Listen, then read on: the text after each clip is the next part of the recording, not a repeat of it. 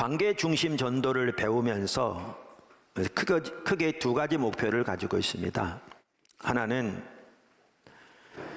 우리 모든 성도들이 관계에 대한 하나님의 기준에 굳게 서는 것입니다. 사실 그러면서 이렇게 우리가 수년 전에도 이 부분을 시리즈로 쭉 한번 살펴본 적이 있습니다. 그런데 이 시점에서 특별히 아까도 말씀드린 대로 포도나무 교회가 든든히 이 부분에 더 세워져야 할 부분을 보이시고 깨닫게 하시고 성령께서 인도하셔서 이 부분을 다시 살펴보고 있습니다. 그러면서 제가 꽤 여러분에게서 들었는데요, 이번 시리즈 설교를 통해서 하나님께서 자신들의 삶 속에 얼마나 강력하게 역사하고 계신지 꽤 여러분에게서 들었습니다. 그러니까 하나님께 지금 강력하게 일하고 계신 거죠. 그래서 그 한 부분이 관계에 대한 그 하나님의 기준에 우리 각자가 철저히 서기를, 그렇게 함으로써 우리가 먼저 가장 가까운 관계에서부터 놀라웠고 회복되지기를 하나님 원하시는 거죠. 두 번째 목표는 관계를 통한 이제 전도입니다. 하나님께서 우리의 관계 안에 두신 사람들 가운데 하나님을 알지 못하는 사람들을 하나님께로 인도하는 그 부분이죠. 사실 예수님의 대임령, 모든 족속으로 제자를 삼으라는 대임령은 우리 모두가 반드시 유념하고 기억하고 우선적으로 추구해야 할 핵심적인 하나님의 명령 중에 하나입니다.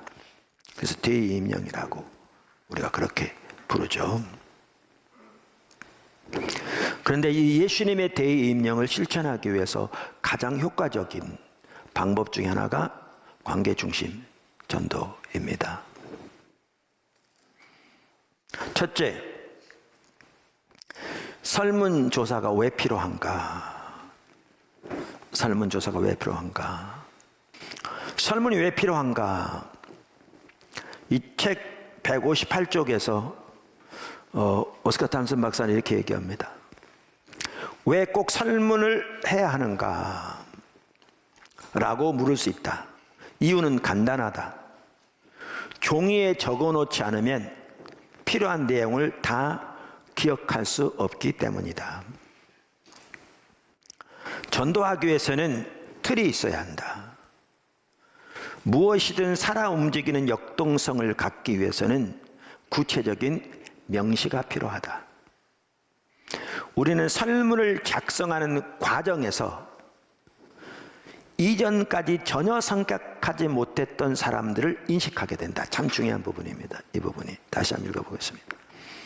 우리는 설문을 작성하는 과정에서 이전까지 전혀 생각하지 못했던 사람들을 인식하게 된다. 그리고 다른 누구의 원에도 포함되지 않을 그들을 나의 동심원에 포함시키게 된다.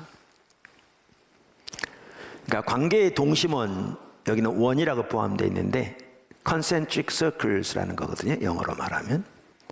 그러니까 쉽게 표현하면 잔잔한 호수에 돌을 던지면 그 떨어진 그 시점부터 이렇게 원이 생기잖아요. 점점 밖으로 퍼지면서. 이게 동심원이죠. 그러면서 관계를 이 저자는 7개의 동심원으로 나눈 겁니다. 가장 중심에 나가 있는 거죠. 그리고 바로 그 다음이 직계가족. 그래서 전혀 모르는 사람인데 하나님께서 우연히 만나게 하신 그 X에게까지 이렇게 7개의 동심원으로 관계를 나누는데, 이 조사하는 과정을 통해서 누구의 동심원 안에도 들어가지 않을 사람을 우리의 동심원 안에 하나님이 넣으실 수 있다는 거죠. 네, 그러면서 한 예를 듭니다. 나와 친한 한 목사님이 교회 성도들에게 관계의 동심원을 소개했다. 성도들은 설문을 작성한 후 기도를 시작했고 한 달 만에 60명의 신자가 더해졌다. 이처럼 설문 작성은 정말 중요하다. 반드시 설문을 작성하라. 설문은 건물을 세우는 골격과도 같다. 우리가 이번 시리즈를 살펴보는 것은 단순히 설교를 듣고 소위 감동받기 위한 게 아닙니다. 우리의 모든 설교는 다 그 목적이 아닙니다. 하나님의 길을 배워가기 위한 겁니다. 그리고 그 길을 따라 살기 위한 것이죠. 그래서 우리 모든 성도들이 반드시 설문을 이미 안 하셨으면 지금부터라도 오늘부터 배운 대로 반드시 하시기를 바랍니다. 그리고 기도하기 시작하시기 바랍니다.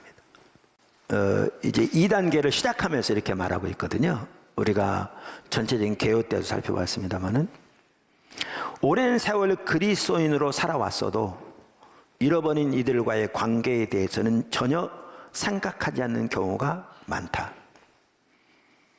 하나님이 우리 삶에 보내신 사람들, 우리의 영향권 안에 놓으신 사람들에 대해 굳이 생각해 보지 않는 것이다.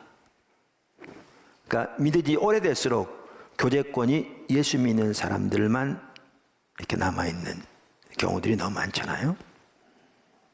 하지만 설문을 통해 관계의 동심원 안에 있는 사람들을 파악하기 시작하면 주님이 필요한 온갖 유형의 사람들이 모두 그 안에 있음을 깨닫게 된다. 이게 필요성입니다. 설문의 필요성.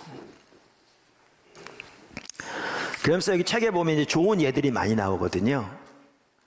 이렇게 섬겨가면서 하나님께서 얼마나 귀한 역사들을 나타내셨는지. 그런데 이 좋은 예들을 그냥 하나의 예이기도 하지만 거기서 우리가 배울 게 많아요. 배울 게. 하나님께서 역사하셔서 구원하셨다.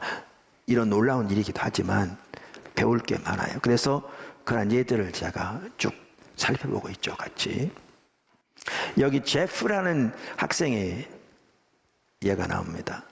제프의 형은 히피 운동이 한창이던 1960년대 말 집을 나갔고 그 후로 가족들은 한 번도 형의 소식이 들어본 적이 없는, 그래서 그 형 때문에 특별히 부모님들의 마음이 너무나 아픈, 생사조차 알 길이 없는 그러한 상황이었습니다.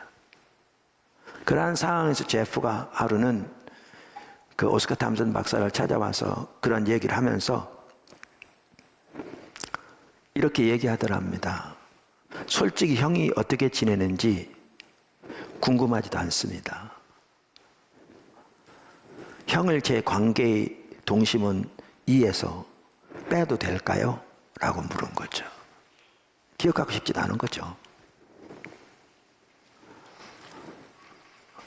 이런 경우들이 여러분의 삶에도 있을 수 있습니다. 오스카 탐슨 박사가 정확하게 잘 지적하고 있죠. 아니요, 제프 안 됩니다. 하나님이 형을 제프의 동심원 안에 두신 데는 분명한 이유가 있습니다. 형의 이름으로 설문을 작성하세요. 형을 위해 중보하세요. 형에 대한 본인의 태도를 바로잡으세요. 이런 부분이 매우 중요한 부분입니다. 마음에서부터 형에 대해 올바른 마음의 태도와 자세를 가져야 되는 게 출발점입니다. 우리가 이미 여러 번 살펴본 것처럼.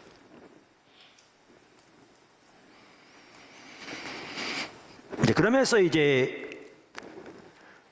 그 형과의 관계에 대해서도 하나님의 조건을 받아들이기로 선택하고 나니까 이 부분들이 중요한 부분이잖아요. 근데 기도에 짐이 생긴 거죠. 그러면서 계속 기도했는데 몇 달이 흘렀는데도 아무 일이 일어나지 않았답니다. 그러나 신실함을 잃지 않고 계속해서 기도했습니다.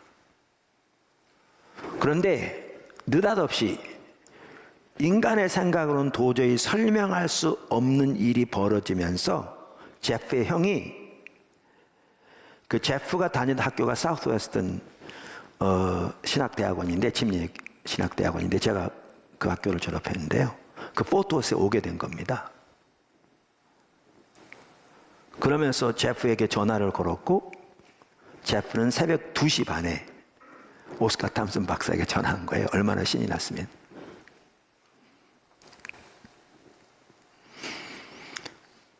탐슨 교수님 혹시 주무시나요? 부터 시작해서. 저 제프입니다. 방금 형이 제게 전화를 했어요. 지금까지 형을 위해 기도했는데 글쎄 형이 포토에서에 있답니다. 내일 아침 저와 함께 수업에 들어갈 겁니다. 정말 잘 됐군요. 내일 아침 수업 시간에는 학생들에게 어떻게 예수님을 개인적으로 알 수 있는지에 대해 강의할 예정입니다. 하나님은 정확하게 이런 타이밍도 맞추실 경우들이 있거든요. 그날 그 주제로 강의를 했고 제프 형은 예수님의 그 복음을 그 시간을 통해서 들었고 수업이 끝난 후 제프 형은 오스카 탐슨 박사의 사무실에서 주님을 영접했습니다. 하나님의 놀라운 역사가 나타난 거죠. 인간의 생각으로는 설명할 수 없는 환경들을 통해서도 역사하신 것입니다. 지금 여기 말한 것과 같은 그러한 놀라운 열매들이 여러분 모두의 삶을 통해 또 삶 안에 더욱 놀랍게 나타나게 되기를 예수님을 축원합니다.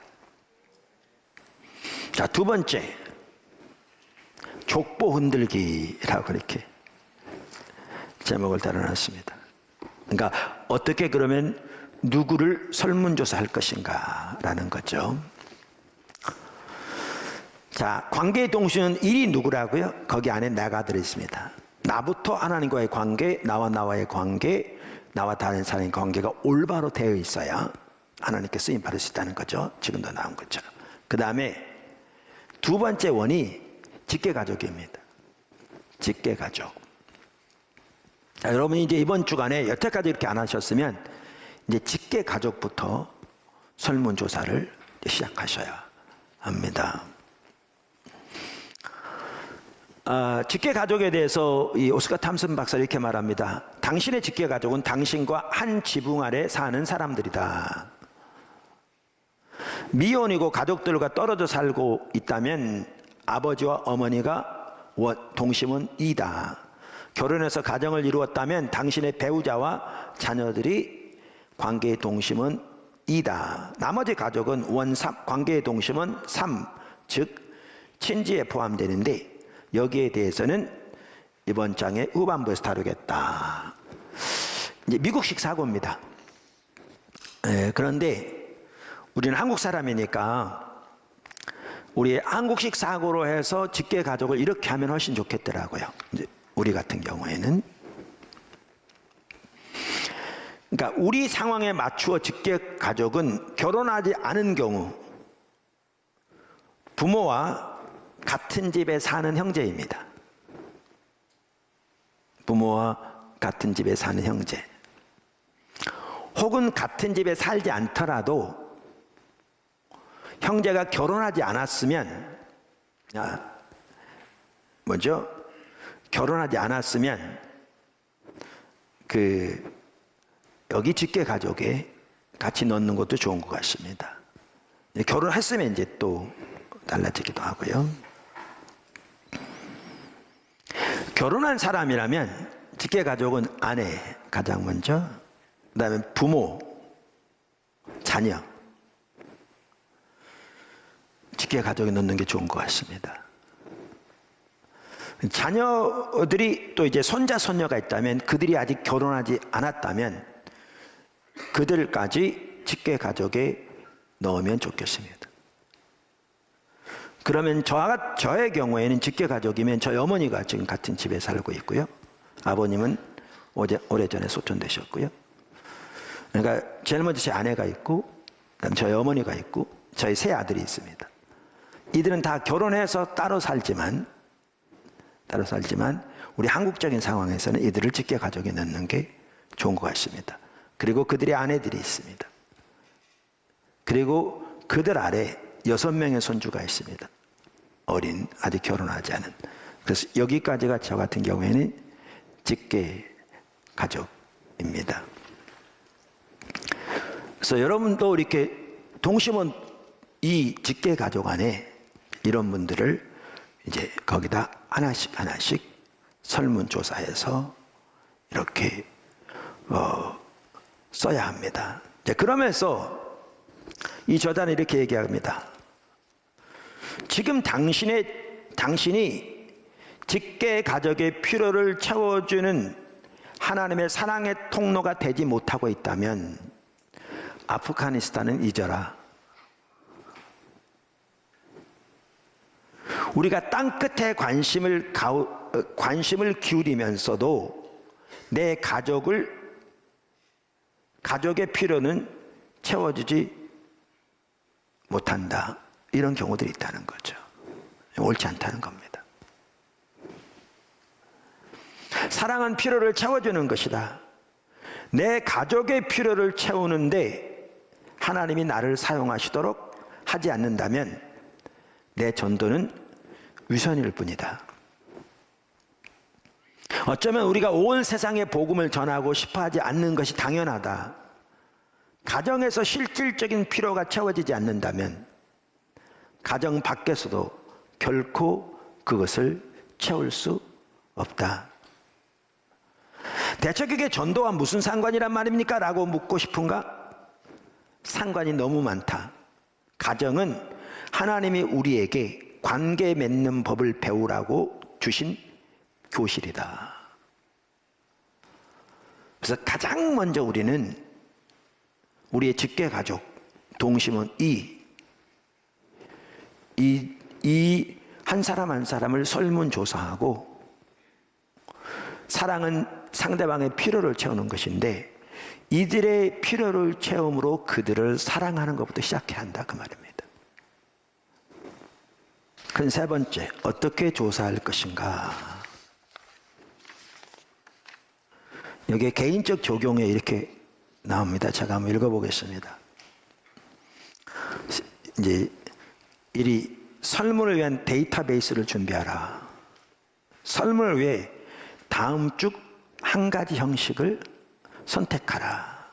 그러니까 여러 방법이 있는데 이런 방법들을 선택할 수 있다는 거죠. 하나는 노트입니다. 319쪽에서 20쪽에 나온 설문 양식, 책에 보면 뒤에 설문 양식이 있습니다. 설문 양식을 복사해 바인더에 맞게 구멍을 뚫으라. 그러니까 이렇게 바인더를 만들라. 자신에게 맞도록 설문 양식을 바꿔도 좋다. 한 사람당 한 장씩 작성할 수 있도록 여러 장을 복사하라. 설문을 수백 장 작성하는 경우도 있지만 일단은 3, 40장으로 시작해도 좋다. 그거부터 시작해라 그 말이죠. 설문제가 더 필요할 경우를 대비해 원본을 보관해 두라. 라벨을 이용해 원 동심원 2에서 7까지 각 원을 구분하라. 여러분 도움을 드리기 위해서 교회에서 이 바인더에 만들었습니다. 제목은 총력전도라고 되어 있는데 이게 관계중심전도 지금 말한 이거를 이렇게 만들어 놓은 겁니다. 이렇게. 그래서 바인더를 만들어서 얼마든지 추가로 여러분들이 이 속지를 이렇게 사서 계속 넣으면 할 수 있도록. 그래서 여기에 보면 동심원 1부터 7까지가 쭉 표시할 수 있게 돼 있고 이 책의 뒤에 보면 그 양식이 나오는데 거기에 나온 주요 내용들을 만들었습니다. 그래서 이걸 활용하셔도 됩니다. 때로는 묵상 노트를 사용할 수도 있다. 그러면서 필기가 가능한 노트와 319쪽, 20쪽의 설문지를 이용해 관계의 동심원에 있는 이들에 대한 정보를 기록하라. 종이를 빼서 순서를 바꿀 수 있다면 원마다 설문지를 함께 묶으라. 그러니까 동심원대로. 순서를 바꿀 수 없다면 상단 귀퉁이에 원을 표시하거나 각 원 동심원마다 다른 색을 써서 식별할 수 있도록 하라. 아니면 컴퓨터 데이터베이스를 사용해도 좋다. 혹은 색인 카드를 만들어 좋다. 이렇게 다양한 방법들을 제시합니다. 자, 그러면서 이렇게 말합니다. 여기 설문조사에 대해서 3번 읽겠습니다. 동심원 2와 3 두 개의 원에 대한 설문이 준비됐으면 각 사람을 위해 기도하는 시간을 가지라. 그들의 필요를 알려주시기를 주님께 구하라. 어떻게 기도하고 어떻게 그들에게 사랑을 보여줘야 할지 가르쳐 주시기를 구하라. 성령님의 인도와 지혜가 핵심이거든요. 모든 면에서. 각 사람을 위해 기도하면서 주님께서 깨닫게 해주시는 것이 있으면 설문지에 기록하라. 그 사람에 해당 설문지에 기록하라는 거죠. 그러면서 이렇게 한 가지 마지막으로 얘기합니다. 다음 장으로 넘어가기 전에 스스로에게 물어보라. 혹시 깨어진 관계 때문에 의식적으로 뺀 사람은 없는가? 거기에서. 사실 이런 부분을 다루다 보면요, 아플 수 있어요. 어떤 성도들은 이런 것들이 드러나니까 아프니까 예배 시간에 설교 시간에 나가버릴 수 있고 설교 꺼버릴 수도 있고 그런 건 전혀 해결책이 아니에요. 해결책이 아닙니다. 만약 그렇다면 그 사람도 포함시키라.